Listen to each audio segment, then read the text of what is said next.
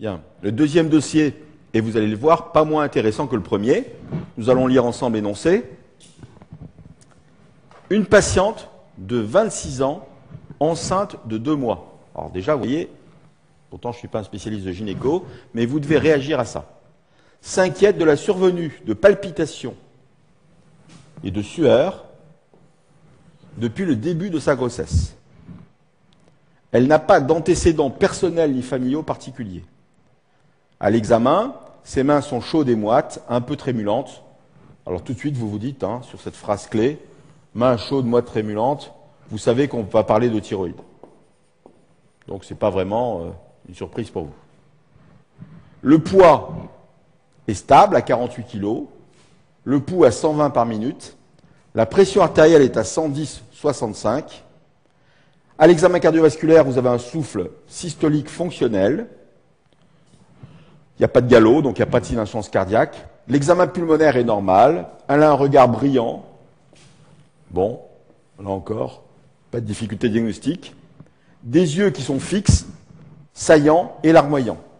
La palpation du cou perçoit un goitre ferme, et vous vous dites, bon, c'est trop facile, c'est à l'évidence un dossier d'hyperthyroïdie. Aux examens complémentaires, on vous donne les résultats d'une numération. L'hémoglobine, 11,5 grammes, mais je vous rappelle qu'elle est enceinte. Volume globulaire, 80 μ3, donc un peu bas. 3000 globules blancs par millimètre cube, donc là aussi, une tendance à la baisse des globules blancs. Des plaquettes normales à 220 000 par millimètre cube. La glycémie est à 1,50 g, tiens. Cholestérolémie basse. Je vous rappelle que la cholestérolémie n'a aucune valeur pendant la grossesse, puisqu'elle a plutôt tendance à être élevée. Triglycéridémie, 1 g par litre. Alors, quelles sont les questions qu'on vous pose? Premièrement, quel diagnostic singulier pluriel devez-vous évoquer? Sur quels arguments l'énoncer? Bon, là déjà, il y a un problème. Vous dites, c'est à l'évidence, une hyperthyroïdie. Qu'est-ce qu'on attend de moi? Deuxièmement, comment interprétez-vous les signes ophtalmologiques? Troisièmement, quels examens complémentaires demandez-vous pour confirmer ce diagnostic et qu'est-ce que vous en attendez? Quatrièmement, quels sont les éléments du traitement immédiat? Cinquièmement, sur quels éléments surveillez-vous le traitement? Enfin, quelle est la conduite à tenir après l'accouchement? Ce n'est pas une question un peu floue, mais qui doit être importante.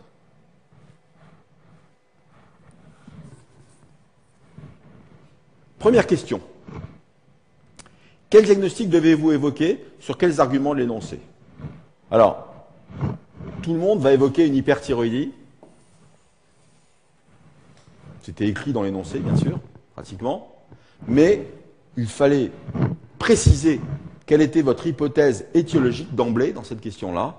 Et la réponse hyperthyroïde ne suffisait pas. Il fallait mettre que, selon vous, le plus probable, ici, c'était une maladie de base d'eau.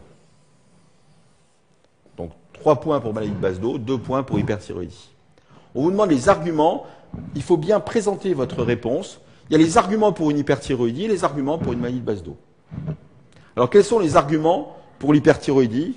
Il suffit de relire l'énoncé. Les signes généraux, notamment les sueurs. Les signes cliniques, les palpitations, pouls rapides, éréthisme cardiaque avec souffle de débit. Les mains chaudes, moites trémulantes. L'éclat du regard, qu'on voit dans toute hyperthyroïdie. Et puis sur le plan biologique, la macrocytose. La macrocytose qui s'explique par l'augmentation du nombre de mitoses. La leucopénie, qui est un signe mal connu mais qui est assez fréquent dans l'hyperthyroïdie. L'hypocholestérolémie et même le diabète. L'excès d'hormones thyroïdiennes s'accompagne souvent d'une hyperglycémie. Mais chez une femme enceinte, il va falloir réagir à ça. Quels sont les arguments maintenant pour une maladie de base d'eau? Eh bien, là, il va falloir ne pas oublier tout ça. Le terrain, la maladie de base d'eau est plus fréquente chez la femme jeune. Bon, vous allez me dire que c'est aussi fréquent pour les thyroïdites aiguës, d'accord? Mais l'adénome toxique se voit par exemple à tous les âges, le goitre multinodulaire plutôt chez une femme âgée. Donc le fait que ce soit une femme jeune est un argument pour une maladie de base d'eau. La grossesse est un argument également, car les maladies auto-immunes sont souvent favorisées ou déclenchées par des grossesses. Et puis, j'insiste dessus, l'exophtalmie. l'exophthalmie, le fait que les yeux soient saillants et larmoyants, ce n'est pas simplement l'éclat du regard qu'on peut retrouver dans n'importe quelle hyperthyroïdie, mais c'est l'exophthalmie qui caractérise la maladie de Basedow et qui est donc l'affection auto-immune qui provoque cette exophthalmie. Enfin, goitre ferme et indolore. Vous savez que au cours de la grossesse, on a parfois une petite hypertrophie de la thyroïde avec un goitre modéré, que dans les goitres multinodulaires de la femme plus âgée, par exemple, le goitre est souvent très irrégulier. Et donc le goitre ferme et indolore, a fortiori vasculaire, mais on ne vous le disait pas, est un gros argument pour la maladie de Basedow. Enfin, l'argument de fréquence, mais je n'ai pas mis de point à cette réponse. Mais c'est quelque chose qui doit vous traverser l'esprit quand vous devez répondre à ce type de questions. Alors, comment interprétez-vous les signes ophtalmologiques? Eh bien, je vous rappelle qu'il y a deux choses. Il y a d'une part la rétraction des paupières, qui est en faveur d'une hyperthyroïdie, quelle qu'en soit la cause, qui est en fait due à la stimulation des catécholamines sériques sous l'effet des hormones thyroïdiennes. C'est complètement non spécifique. Et puis, il y a l'exophthalmie vraie, avec les yeux saillants et larmoyants, qui, là, est en faveur d'une maladie de Basedow. Alors, je vous rappelle les éléments qu'on peut avoir dans cette exophthalmie, qu'il faudra revoir dans la question d'ophtalmologie. Je ne suis pas un spécialiste, mais je vous rappelle que l'exophthalmie, elle est réductible, indolore, souvent au départ, peu inflammatoire, mais qu'elle risque, avec le temps, de se compliquer, et qu'on a parfois, en cas d'exophthalmie maligne, des complications oculaires très graves, avec une baisse d'acuité visuelle, une exophthalmie qui est totalement irréductible, et parfois des complications neurologiques, comme une diplopie ou une ophtalmoplégie. Donc c'est l'occasion pour vous de revoir une question d'ophtalmologie qui s'appelle l'exophthalmie. Et à mon avis, dans toute question maladie de Basedow, hyperthyroïdie, ce sera l'occasion de vous poser quelques questions d'ophtalmologie. Alors on en revient à la maladie de Basedow. Quels examens complémentaires demandez-vous pour confirmer ce diagnostic et qu'est-ce que vous en attendez? Je vous propose également toujours ce plan, c'est-à-dire un travail en même temps de présentation qui est bien agréable pour le correcteur. Donc il y a des examens qui vont confirmer l'hyperthyroïdie, il y a des examens qui vont confirmer la maladie de Basedow. Les examens pour confirmer l'hyperthyroïdie, c'est le bilan hormonal thyroïdien, qui comprend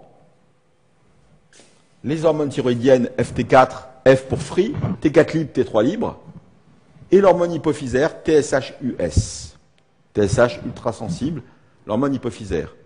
Alors méfiez-vous, ne pas oublier une partie de la question. Qu'en attendez-vous? Le risque, c'est de marquer, je demande un bilan hormonal thyroïdien et d'oublier de répondre à cette question-là. On vous demande des choses simples, d'accord, mais il faut les marquer. Vous attendez à ce que le bilan hormonal thyroïdien périphérique T4 libre et T3 libre soit augmenté et que l'hormone hypophysaire TSH soit diminuée du fait du rétrocontrôle. Ne pas le marquer, vous priverez de certains points bêtement. Comment confirmer la maladie de Basedow? Eh bien, ce qui caractérise la maladie de Basedow, c'est les signes d'auto-immunité. Et donc, il y a un marqueur d'auto-immunité en maladie de Basedow qu'il faut que vous connaissiez, qui sont les anticorps antirécepteurs de la TSH. Anticorps antirécepteurs de la TSH. Sur le plan commercial, le kit s'appelle les TRAC, TRAK, qui sont donc des immunoglobulines stimulant la thyroïde, les TSI. Donc, ces anticorps antirécepteurs de la TSH-US ont une valeur pronostique lors de la grossesse du Basedow, ils sont donc importants.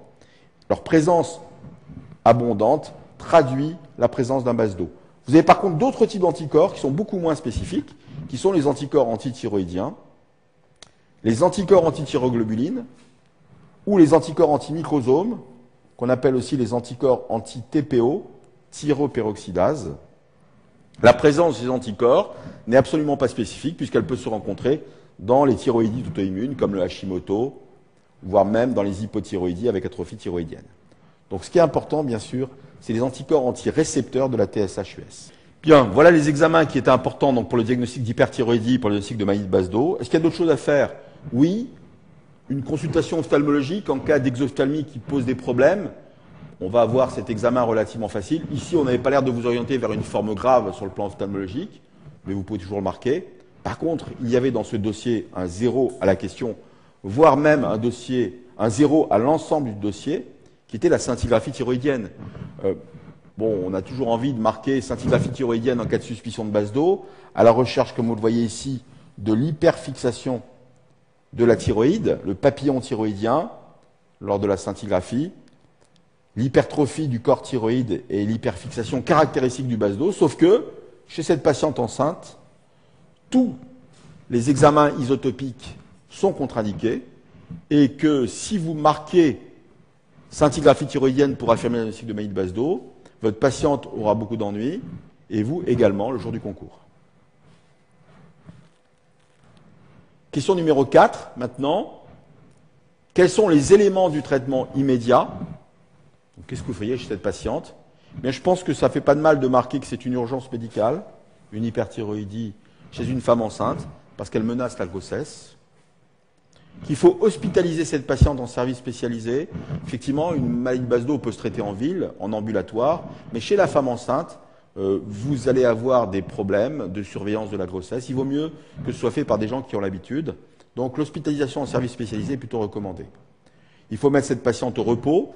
Dans l'hyperthyroïdie, c'est un repos qui doit être à la fois physique et psychique, et l'arrêt de travail est là généralement nécessaire. Et puis ne pas oublier, et je suis sûr que beaucoup d'entre vous l'oublieront, c'est la prise en charge du diabète. Le risque dans ce type de dossier, c'est de se focaliser sur le sujet du dossier qui est l'hyperthyroïdie, et d'oublier quand même un élément fondamental, c'est que cette patiente enceinte a une glycémie élevée à 1,50 g, et qu'il ne faut pas oublier que dans ce dossier, le risque de diabète de la grossesse est important, et qu'il va falloir ne pas négliger ça. Donc j'ai mis des points, mais ça me paraît assez important. Alors comment traiter l'hyperthyroïdie pendant la grossesse, ou la maladie de base d'eau pendant la grossesse?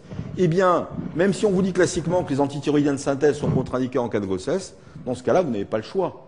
Les antithyroïdiens de synthèse sont indispensables chez une femme qui démarre une grossesse ou qui a une grossesse, à partir du moment où elle a des signes de mauvaise tolérance de cette hyperthyroïdie. Donc j'ai mis 4 points pour la prescription d'antithyroïdiens de synthèse. Si vous oubliez de traiter la patiente par les antithyroïdiens, je mets 0 à l'ensemble de la question thérapeutique. Parmi les antithyroïdiens de synthèse, certains spécialistes, mais pas tous, vont préférer utiliser le PTU, le propylthiouracil, car il semble avoir un passage placentaire moindre que le néomercazole ou que le Basden. Il a un effet aussi rapide. Donc beaucoup vont préférer le PTU, mais ce n'est pas systématique. Quand vous prescrivez un antithyroïdien de synthèse, vous devez faire un bilan préthérapeutique à la recherche d'anomalies de la numération, d'anomalies sévères, on va voir pourquoi après, d'apprécier la fonction rénale, et dans le cadre du PTU, d'apprécier la fonction hépatocellulaire. Le traitement antithyroïdien de synthèse va être démarré avec des doses progressives, et on va essayer d'obtenir pendant la grossesse la dose minimale efficace pour ne pas surcharger le fœtus d'antithyroïdien. Et on va préférer globalement un sous-dosage à un surdosage. Bon, je pense qu'aucun d'entre vous n'aura une idée de traiter cette femme enceinte par de l'iode 131 ou par des iodures qui sont formellement contre-indiqués chez la femme enceinte. Alors, les autres traitements associés, ce sont les traitements symptomatiques et les autres mesures. Traitement symptomatique, c'est le traitement anxiolytique, si nécessaire, si la patiente est extrêmement anxieuse, si ça perturbe son fonctionnement quotidien. Et le traitement bêta-bloquant non cardio-sélectif, c'est sûr qu'on va se méfier pendant la grossesse. On peut le donner s'il y a des signes de mauvaise tolérance cardiovasculaire, des palpitations désagréables. Ne pas oublier les soins ophtalmologiques dans les formes sévères, mesures de protection oculaire, les larmes artificielles. La prise en charge des soins pendant la grossesse, c'est classique, en sachant que dans la plupart des cas, on n'aura absolument pas besoin de discuter ce qui est écrit dans toutes les questions, à savoir la chirurgie au cours du 2e trimestre, après équilibration médicale. La plupart du temps, aujourd'hui, on peut s'en passer. Par quels éléments surveillez-vous le traitement? Alors on revient à ce que j'avais dit à la question numéro 1, au dossier numéro 1, l'efficacité du traitement. Donc déjà, être sûr qu'on est efficace sur l'hyperthyroïdie. Les signes cliniques, et là on se récite à nouveau les constantes. Le pouls, c'est important, la pression artérielle, c'est important dans l'hyperthyroïdie. Le poids, c'est fondamental dans l'hyperthyroïdie, dans la grossesse. Le reste, bon, c'est pas fondamental. La diurèse, la fréquence respiratoire, pour l'efficacité, ça n'a aucun intérêt. Signe psychique, signe cardiovasculaire, un électrocardiogramme et une auscultation cardiovasculaire au moindre doute. Dans l'hyperthyroïdie, c'est important. Les signes ophtalmologiques, que devient l'exophtalmie? Est-ce qu'elle régresse? Et puis, il y a le bilan hormonal qu'il faut surveiller très régulièrement chez une femme enceinte. Et on va faire tous les mois la T4 libre, la TSH-US, pour surveiller l'équilibration de l'hyperthyroïdie. L'oubli de la surveillance de l'efficacité sur le bilan hormonal thyroïdien vaudrait 0 à cette question 5. La surveillance des anticorps antirécepteurs de la TSH a un intérêt pronostique pendant la grossesse et elle est généralement recommandée. En dehors de la grossesse, elle aurait moins d'intérêt. Enfin, et je l'ai déjà dit, si le diabète est lié surtout à l'hyperthyroïdie, la glycémie et le diabète vont avoir tendance à régresser sous traitement et il faut donc surveiller la glycémie. Mais si elle ne régresse pas, il faut se méfier d'un diabète gravidique, par exemple, ou d'un diabète de la grossesse. Et il faudra prendre en compte ceci, bien sûr, dans la surveillance de la patiente. Surveillance maintenant de la tolérance du traitement. Dans le dossier 1, ça n'avait pas une grande importance. Ici, c'est fondamental. À partir du moment où vous donnez à une femme enceinte, ou même pas une femme enceinte, des antithyroïdiens de synthèse, vous avez un risque de mauvaise tolérance du traitement. Alors déjà, un risque de surdosage, qui pourrait expliquer des manifestations cliniques ou biologiques d'hypothyroïdie. Mais, et j'insiste dessus, antithyroïdien de synthèse, le 0 à la question, c'est la numération formule sanguine plaquette, car vous savez que ces traitements peuvent se compliquer d'agranulocytose, c'est-à-dire d'une chute brutale du taux de globules blancs, qui s'accompagne parfois sur le plan clinique de fièvre et d'angine, mais vous ne devez pas attendre que les manifestations cliniques apparaissent et vous devez faire systématiquement une NFS plaquette régulière pour dépister une agranulocytose et immédiatement arrêter le traitement antithyroïdien synthèse et hospitaliser la patiente.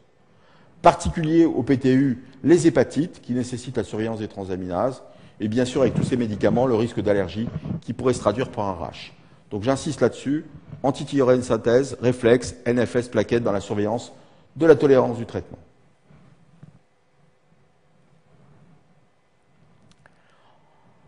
Quand vous avez une surveillance chez une patiente qui est enceinte, le risque pour vous, c'est de penser à la femme enceinte et d'oublier de surveiller le fœtus. Et j'insiste dessus, je pense que beaucoup d'entre vous ont oublié ces réponses. L'échographie fœtale, le monitoring fœtal, les contractions, les bruits du cœur fœtaux, il faut surveiller un fœtus chez une femme enceinte qui a une maladie à risque et que vous traitez pour dépister les premières complications. Alors attention, dans la surveillance d'une femme enceinte, ne pas oublier, surveillance d'une femme enceinte, surveillance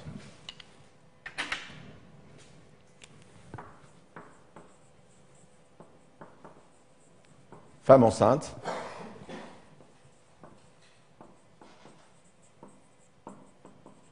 il y a la femme, mais ne pas oublier, il y a le fœtus.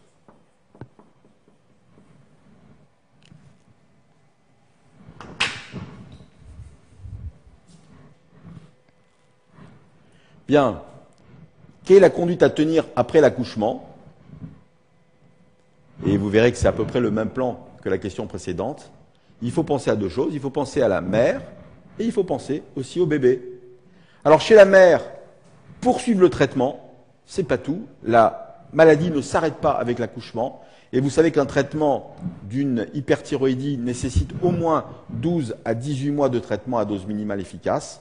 Mais là, il faut bien évidemment proposer une contraception du postpartum à poursuivre tant que dure le traitement antithyroïdien de synthèse pour éviter une grossesse itérative chez une patiente qui a ce type de médicament potentiellement toxique.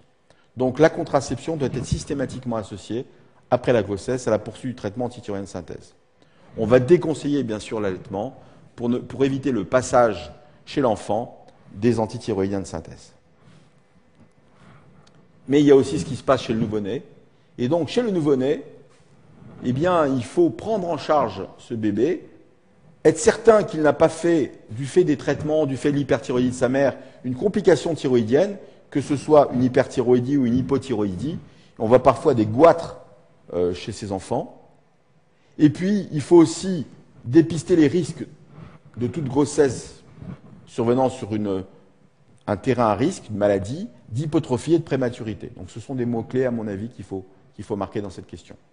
Et puis, vous le savez, à la naissance, on fait un bilan hormonal thyroïdien systématiquement qui va permettre de dépister un dysfonctionnement de la thyroïde chez le bébé. On va faire une T4 et une TSH systématique.